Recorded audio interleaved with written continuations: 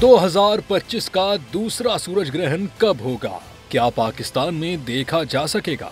महकमा मौसमियात climate data processing centre के मुताबिक 2025 का दूसरा सूरज ग्रहण 21 और 22 सितंबर को होगा। सूरज ग्रहण का आगाज 21 सितंबर को पाकिस्तानी वक्त के मुताबिक रात 10:30 पर होगा। 22 सितंबर को रात 12:42 पर सूरज ग्रहण अपने उरूज पर होगा, जबकि जुज़वी सूरज ग्रहण का इख्तिताम रात 2:54 पर होगा। महकमा मौसमियात के मुताबिक रवां साल का दूसरा सूरज ग्रहण भी पाकिस्तान में दिखाई नहीं देगा। याद रहे कि चंद रोज कबल पाकिस्तान समेत दुनिया के मुख्तलिफ ममालिक में चांद ग्रहण का दिलकश नजारा हुआ था।